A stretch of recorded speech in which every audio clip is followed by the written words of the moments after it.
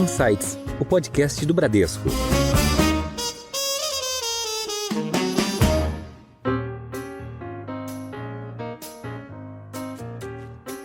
Você traz cada vez mais opcionalidades e alternativas para você se planejar, né, e a poupar, fazer a sua previdência complementar. E, por outro lado, a previdência pública sempre com essa incerteza do que vai acontecer, como é que vai mudar a regra para deixar ela, para que ela seja sustentável. Uhum. E uma parte disso é a gente, por conta do que você falou, a população está envelhecendo e a tendência é sempre mudar a pirâmide etária, Sim. que ela, né, aquele bônus que a gente tinha, né, da nossa pirâmide de ter mais jovens, está acabando. E no Brasil a gente tem um grande benefício que o tempo com juro real que a gente tem, que provavelmente não vai se reverter tão cedo, um juro real alto, independente se é 8, se é 6, se é 4, é um juro real que não tem no mundo inteiro, é muito poderoso você começar cedo e às vezes com pouco recurso acumulado durante 30, 40 anos, isso é poderosíssimo para formar uma poupança lá na frente. Olá, tudo bem? Você ouviu agora alguns dos nossos destaques de hoje, mas tem muito mais. Eu sou a Juliana Maeda e este é o Insights, o seu podcast semanal com ideias que provocam um novo jeito de pensar. E hoje o nosso bate-papo vai ser sobre o seu futuro. Vamos falar sobre previdência. Segundo a FENAPREV, o setor de previdência privada arrecadou cerca de 200 bilhões nos últimos 12 meses, um crescimento de mais de 10% em relação ao ano anterior. E apesar disso, mais de 40% dos brasileiros ainda não têm previdência privada, achando que é só para quem tem muito dinheiro. E no Insights de hoje vamos falar sobre as tendências para o setor de previdência. Nossa conversa é com o CEO da Bradesco Asset, Bruno Funchal. Bruno, tudo bem? Seja bem-vindo. Obrigado, Ju. Obrigado pelo convite e o prazer estar aqui com o Estevão. E também está conosco para essa conversa o diretor da Bradesco Vida e Previdência, Estevão Screpilite. Estevão, como vai? Tudo bem, Ju. Obrigado pelo convite mais uma vez. Segunda vez que a gente conversa sobre o tema de previdência e ter o Bruno ao nosso lado certamente vai enriquecer muito a conversa de hoje. Muito bom. Bruno, eu queria começar com você, pedir para você fazer uma análise sobre o nosso cenário da economia, principalmente no Brasil, e perante tudo que está acontecendo no mundo, e olhando também qual que é a visão da Bradesco Asset para as classes de ativos, principalmente as que a gente trabalha com bastante ênfase, que é renda fixa, crédito, multimercado, ações, etc. Ju, a gente tem um ambiente bastante desafiador, né? Ou seja, além da dificuldade de períodos de normalidade, né? Ou seja, é o que a gente vive todo dia, né? Ou seja, a volatilidade dos mercados, mas a gente tem observado ações adicionais que têm trazido mais incerteza no sentido bem amplo mesmo. Não uma incerteza de simplesmente volatilidade, mas uma incerteza tipo, do que será que vai acontecer nas próximas semanas por conta das ações, né, principalmente do governo americano, da medida do Trump e do tarifaço. Cada semana, desde o início de abril, em que a gente observou, né, aquele dia, né, bem emblemático, né, que você joga as tarifas do mundo inteiro lá para cima, que acaba gerando uma desintegração, né, ajuda muito na desglobalização do mundo, atrapalha comércio internacional. A gente sabe que isso historicamente ajudou muito no crescimento do mundo. Isso traz muita volatilidade. Então, à medida que você tem um dia apresentando, daqui para frente, insumos nos Estados Unidos ou produtos entrando nos Estados Unidos vão ser tributados em X%, tudo se reprecifica, e não só pela tarifa, mas pela incerteza que vem a partir disso. Quem que vai retaliar, onde é que isso vai parar? Vai escalar ou vai acomodar? Cria uma ansiedade, né? Cria. E aí todo mundo para. Acho que o mercado fica muito volátil, foi o que a gente viu em todos os preços, preço de ativo da bolsa, curva de juros, commodity, moeda. E no setor real, todo mundo para. Então você tem volatilidade de mercados, porque cada mudança de parâmetro você tem uma reprecificação de tudo. E no setor da economia real você tem uma incerteza muito grande e todo mundo para por conta dessa incerteza. Então o ambiente é muito desafiador. Agora, no Brasil, para os investidores, acaba ficando, como a gente está com uma economia pressionada, aquecida e com juros altos, acho que você está sendo bem remunerado para esperar e parar e ver o que vai acontecer. Então, essa é a dinâmica que a gente tem visto. E a gente percebe que o cenário mudou muito, como você comentou, mas a gente ainda vê um déficit da Previdência pressionando bastante as contas públicas e com isso a gente ainda vê uma população envelhecendo cada vez mais. Esse é um dos argumentos da importância da Previdência privada, né? Acho que isso está totalmente conectado. Quando eu falei que a gente está com juros altos, os juros estão altos porque você tem problema de inflação, mas não é só os juros que controlam a inflação. Toda a curva de juros está pressionada, né? Isso tem a ver com o fiscal. Você tem muita incerteza em relação à sustentabilidade das contas públicas. E um dos direcionadores dessa incerteza, dessa dinâmica, né, de déficit que a gente tem visto, né, que traz essa insegurança em relação à trajetória da dívida, uma das fontes é a trajetória da Previdência, Previdência Pública. Então, só como exemplo, a gente está com um déficit de 300 bilhões de reais, fechamento de 2024. E a Previdência, o déficit, ele vem crescendo, apesar da reforma, né, que foi feita recentemente, em 2020, Sim.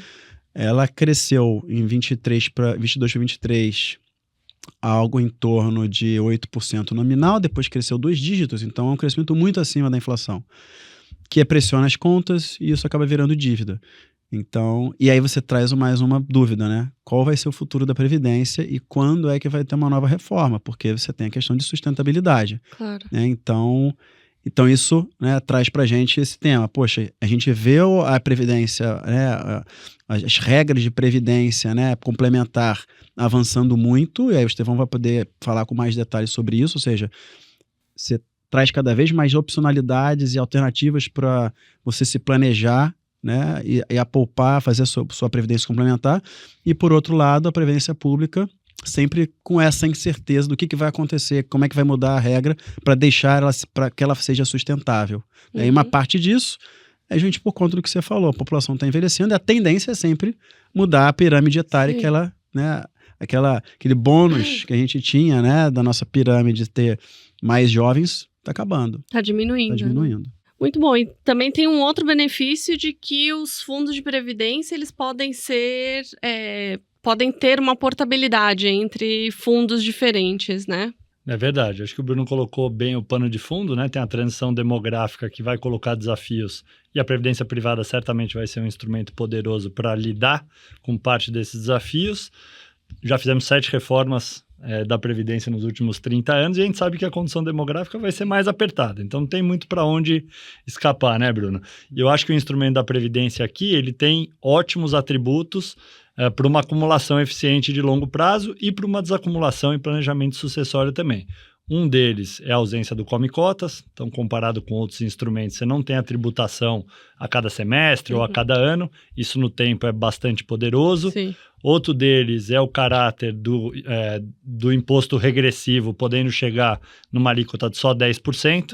Então, fora os produtos isentos, talvez seja o produto que tem a menor alíquota no longo prazo. Então, isso também empilhando benefícios no tempo.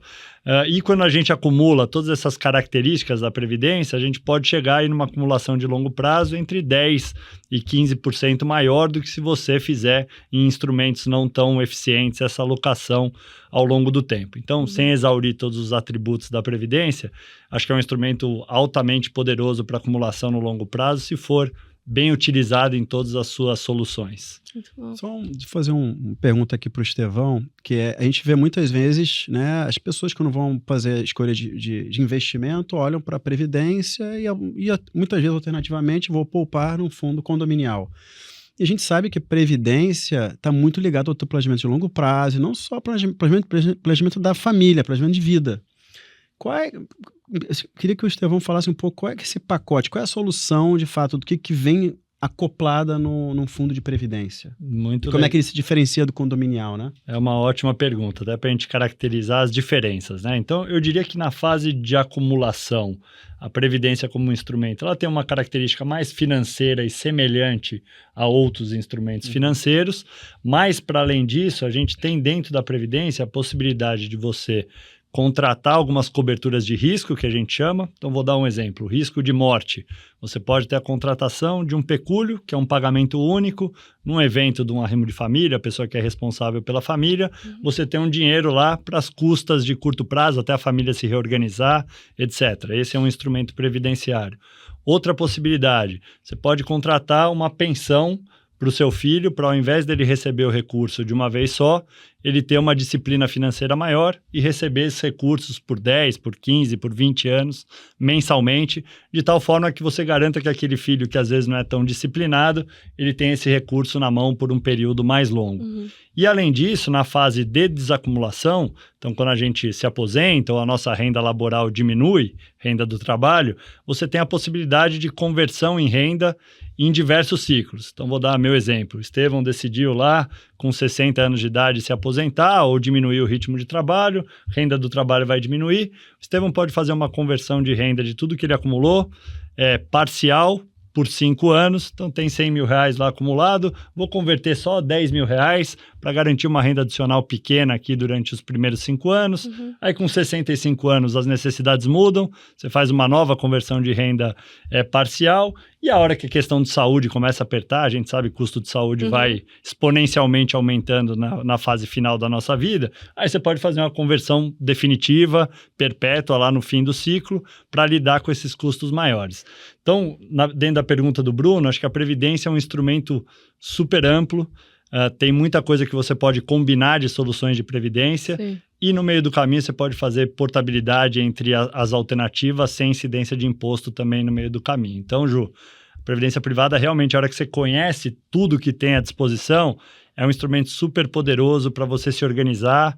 Para a vida inteira, né? Exatamente, para você ir se adaptando às coisas que acontecem no meio do caminho, Sim. às mudanças familiares, às necessidades. Então, não estou advogando em causa própria, mas eu sou um fã dos atributos do instrumento da Previdência. Eu acho que pouca gente sabe com todos esses detalhes todo o real poder, né, de solução que a Previdência traz. Muitas vezes fica naquela discussão de tributo, né? Verdade. Quero diferir. E tem muito mais coisa além disso. E fica nesse negócio, nessa mentalidade, 40% só dos brasileiros fazem uma previdência privada ou acham, né, que é só para quem tem uma renda muito alta, mas eles podem fazer um investimento baixo, né, um inicial baixo, né. Acho que vocês colocaram 2 pontos que são mitos que a gente tem que ir desconstruindo, né. Primeiro, que a previdência privada é só para quem tem muito dinheiro. Não é verdade. Então, planejamento tributário via PGBL, onde você pode deduzir até 12% da base de imposto, é para quem tem um emprego formal, contribui para o INSS e faz o imposto de renda completo. Então, esse realmente é mais indicado para quem tem essas características. Agora, o VGBL, ele é para todo mundo. A gente tem planos a partir de R$50 de contribuição, todo mundo pode fazer, pode programar uma contribuição recorrente mensal e ir construindo patrimônio ao longo do tempo. A gente tem tentado cada vez mais simplificar a conversa de previdência. Acho que esse é um goal da nossa indústria. Como é que a gente faz a conversa ficar mais simples? A gente torna as coisas muito complexas, às vezes, e acaba afastando as pessoas. E deixar a Previdência como um realizador de sonhos e protetor de susto. Então, o que a Previdência pode nos entregar? Ela pode proteger dos sustos de curto prazo, de coisas imprevisíveis, e ela pode ser viabilizadora de sonhos que podem ser múltiplos. Pode ser a faculdade do filho do Bruno, pode ser uma necessidade de gasto de saúde lá na frente, pode ser a entrada num apartamento do seu filho, enfim. A Previdência é um instrumento poderoso para vários sonhos, não só para complemento de aposentadoria, que talvez seja o que todo mundo conhece, Sim. mas para os vários sonhos ao longo da sua vida. Então, acho que tem um pouco essa mudança de como abordar, né, o produto, porque ele é tão plural e tão rico que acho que às vezes a gente fica limitado em falar só da aposentadoria. Até porque tem uma estatística de uma pesquisa que a BVP conduziu com a Datafolha que mostra que quem faz investimento em previdência privada poupa 40% a mais até, né? Isso ajuda a criar a riqueza das pessoas. E colocando isso tudo no contexto da Bradesco Asset, qual que é a importância da gestão ativa das análises, dos nossos analistas, dos nossos gestores, e como que isso se junta à gestão ativa, se junta aos fundos de previdência? Acho que os investimentos têm ficado cada vez mais sofisticados, cada vez mais complexos, e regulatoriamente a gente tem tido cada vez mais liberdade, né? E isso é importante porque o mundo muda muito, a gente tem muitos ciclos bastante acentuados, né? A gente teve um ciclo de muito baixo, juros baixíssimos, juros bastante altos. Então você precisa trazer, quanto mais liberdade para o gestor, melhor. Então a gente vê uma gestão ativa muito importante para você conseguir capturar todas essas, fazer a diversificação que é necessária fazer, mas também capturar todas essas oportunidades que acabam surgindo no mercado. Então, e aí, ou seja, as pessoas, né, que participam desse processo, desde a análise, desde a economia, quando se faz análise de cenário, análise das empresas ou dos contratos de dívida, se a gente está falando de um fundo de crédito, um fundo de ações, até um fundo de renda fixa, né, fazer análise de cenário e como é que você aloca, tudo isso você tem uma agregação de valor importante com o objetivo de entregar o melhor produto possível, né, ou seja, os melhores produtos possíveis para os segurados, para os clientes, e, é claro, fazendo uma combinação, né, com essa ótica da Previdência, né, da BVP, como é que você combina também os diferentes produtos, que não é só você fazer uma boa gestão de um fundo específico, mas também você faz uma combinação entre eles, né? Claro. Acho que vale mencionar que a parceria aqui com a Bradesco Asset nos últimos anos, a gente fez uma revolução na grade de previdência do Bradesco, e aqui passou por, em algum momento, a gente ter vários multimercados disponíveis, com uma visão mais macro. Num segundo momento, instrumentos com diversificação internacional, com alguma diversificação cambial, que é super eficiente quando você tem esses balanços que o Bruno colocou.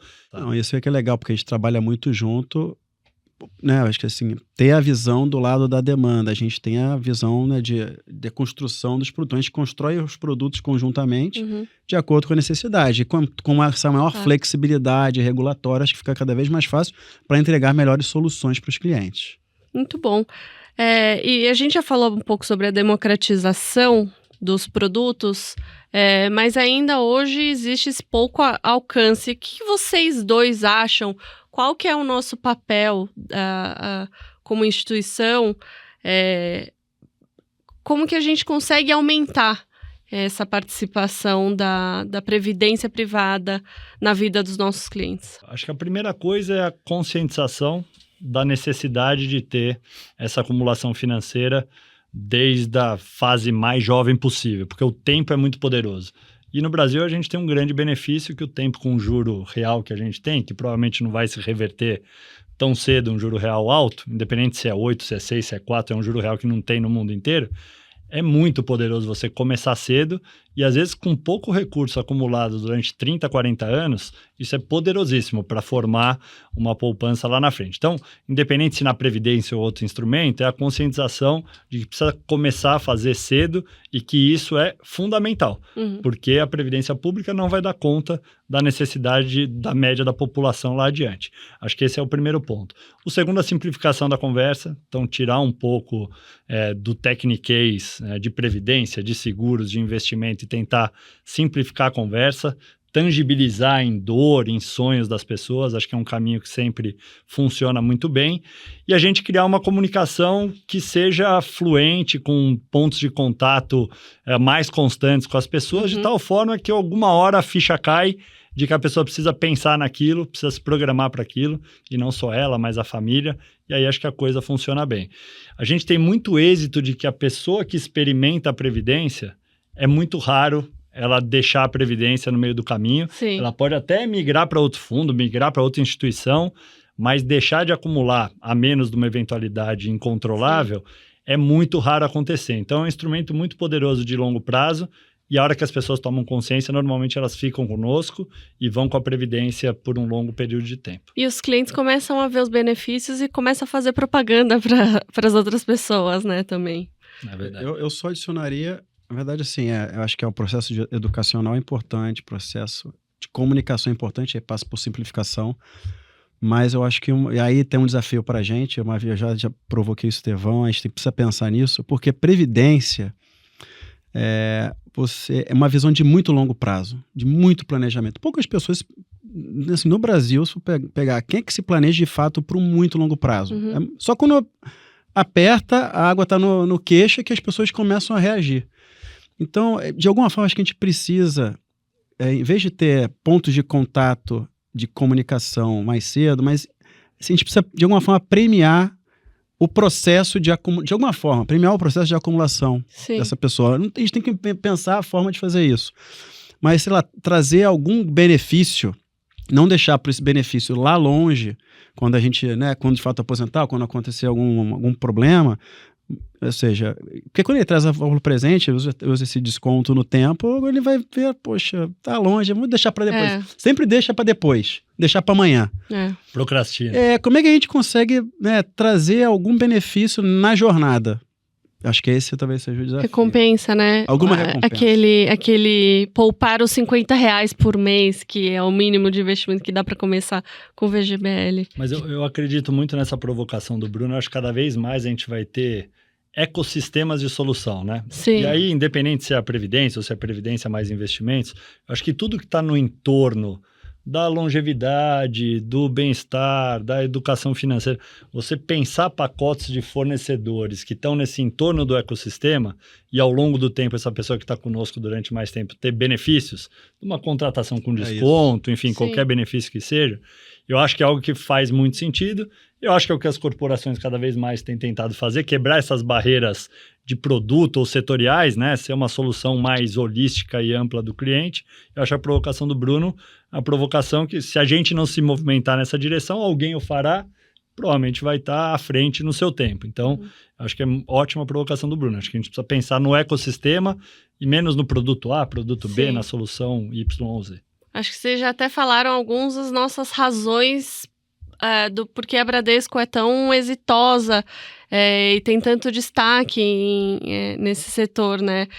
O que vocês acham? A gente realmente tem muito sucesso, a gente tem a maior empresa de previdência e seguros da América Latina, né?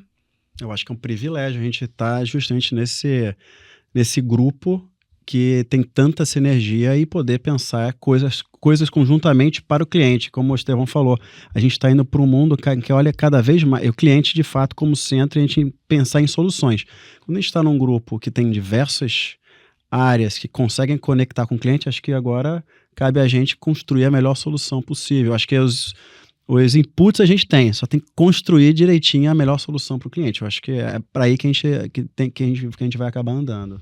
Certamente uma das fortalezas é a nossa longevidade como marca, né? Então, mais de 43 anos de atuação em previdência privada. A primeira empresa de previdência privada a atuar de forma mais intensa, a maior empresa privada de previdência no Brasil, então quase 350 bilhões de ativos. Então, acho que a gente tem a nosso favor, essa é a nossa história. E aqui não é nem vender mais ou vender menos, ela é o que ela é.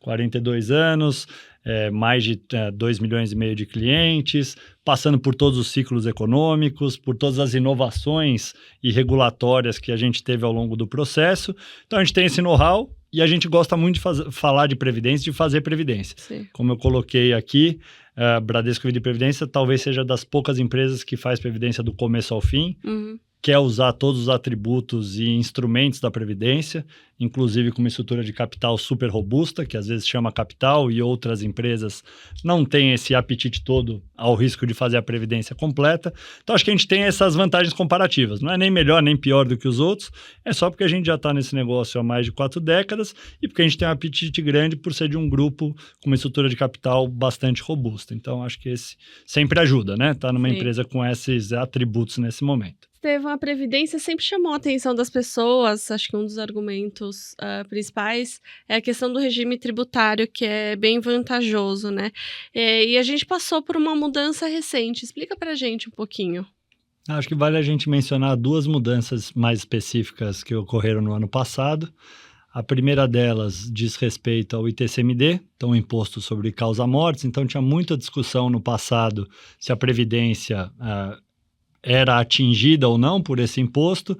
Vários estados com uma interpretação de que a Previdência deve ser tributada, outros estados a Previdência não deve ser tributada. Isso transitou em muitas questões judiciais e no ano passado o STF deu a definição mais permanente de que realmente a Previdência não incide imposto.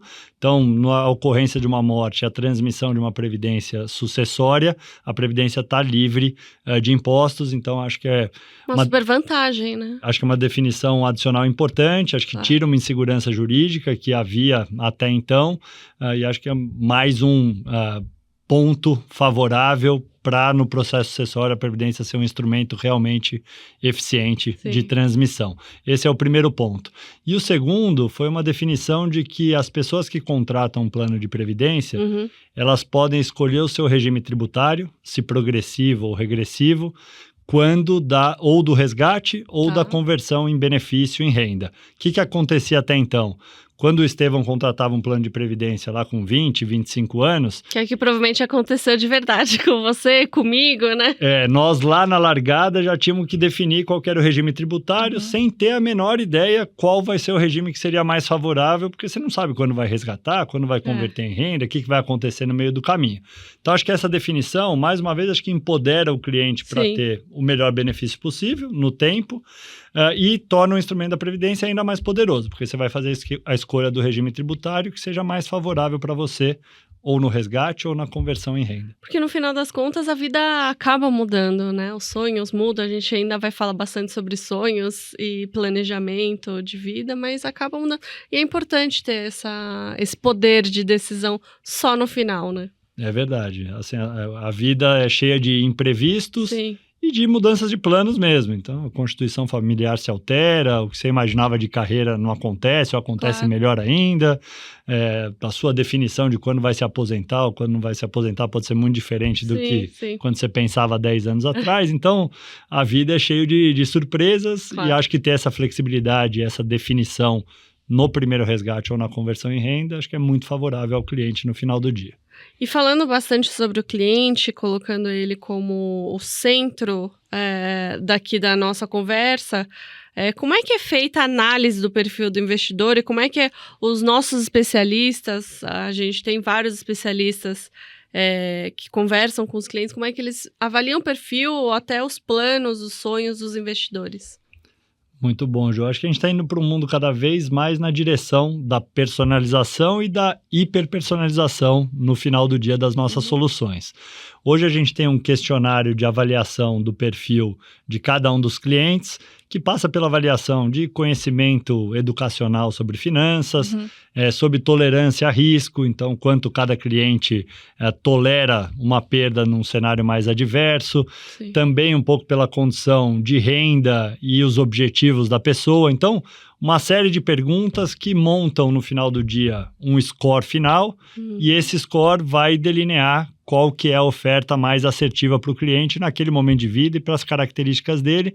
E a gente vai cada vez mais sofisticando essas ferramentas para que ao longo do ciclo de vida a gente também se adapte a uma mudança na vida da Juliana ou do Estevão, ao perfil de risco, que às vezes ele nasce como mais agressivo, porque vai ter 40 anos de acumulação, mas no meio do caminho acontece alguma coisa e ele quer rever, enfim, a tolerância dele ou o objetivo dele.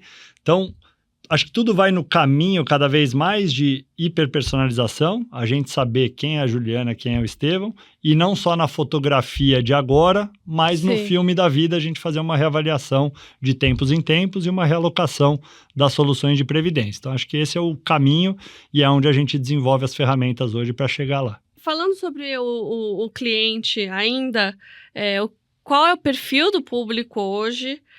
Eu sei que a gente ainda tem que atingir um maior público, a gente ainda tem que ter uma maior participação de todos os clientes.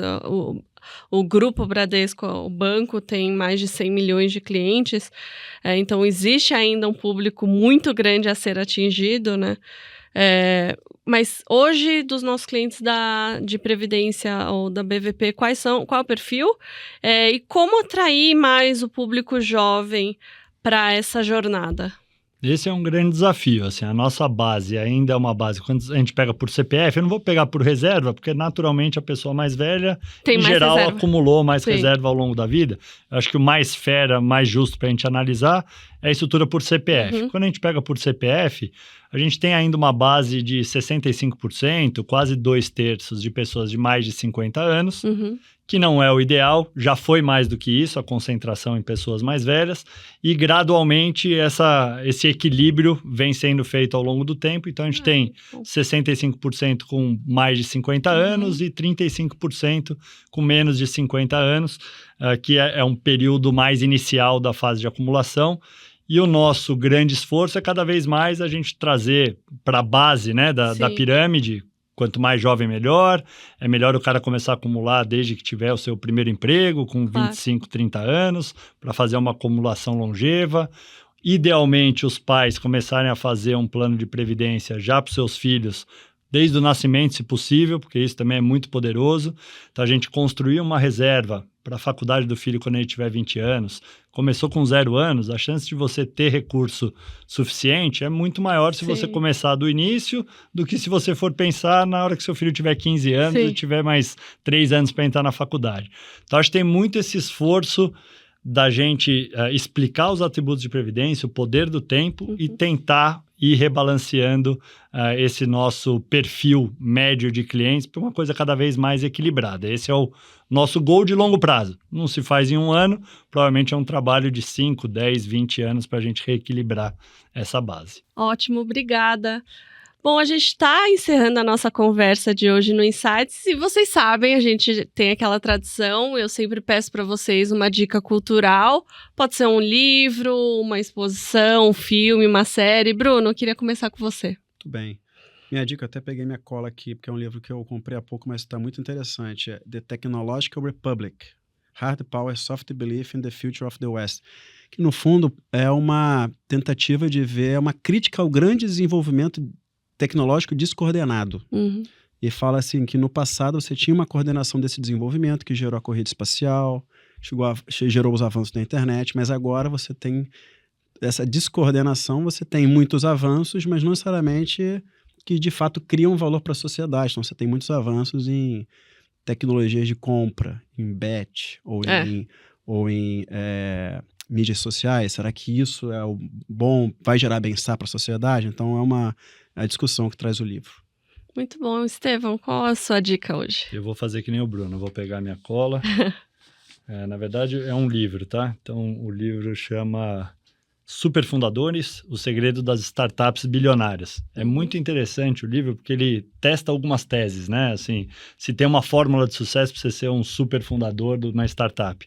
Então, se você fazer a faculdade ou não fazer a faculdade, se isso... Porque hoje todo mundo tem essa ilusão, né? Pô, os gênios, o cara sai no primeiro ano de Harvard e cria uma startup. É melhor ter saído da faculdade do que ter feito faculdade. Ou de Stanford. Exatamente. Aí ele testa várias premissas. Então, ele pega um grupo de controle de startups que não se tornaram unicórnios e as startups que se tornaram unicórnios e vai testando a partir dos seus fundadores se tem características que são mais prováveis de você ter um unicórnio ou não. Educação, se o cara fez só a sua primeira empresa, é mais provável ser o cara que fez a primeira empresa e é um gênio, ou normalmente o cara acumula experiência e falhou vai acertar na segunda e na terceira. Enfim, eu não vou dar spoiler dos achados, mas é muito legal que ele vai testando várias premissas e várias hipóteses que a gente tem intuição de que funciona e vai desconstruindo muitas delas e vão aparecendo vários outros achados. Então é um livro super interessante e acho que para quem tem esse interesse, né, cara, o que dá para fazer de novo, empreender, que de repente a coisa prospere, acho que tem alguns caminhos ali de reflexão. É bastante interessante. Esse foi mais um episódio do Insights, o podcast do Bradesco, e eu tive o prazer de conversar com o Bruno Funchal, CEO da Bradesco Asset. Bruno, obrigada pela sua presença hoje. Obrigado, foi um prazer estar aqui, Ju. Obrigado aí, Estevão, também. E eu também agradeço a presença do diretor da Bradesco Vida e Previdência, Estevão Scripiliti. Estevão, muito obrigada pela sua presença hoje. Eu que agradeço, Ju, pelo convite, pelo tempo aqui do Bruno também, e estou sempre à disposição. Muito bom. E você que nos acompanha já sabe, o Insights está nas principais plataformas de áudio, vídeo e também no Instagram, no perfil podcast.insights. Siga a gente, ative o sininho para receber o aviso de novos programas e fique por dentro das gravações dos bastidores e muito mais. Tchau!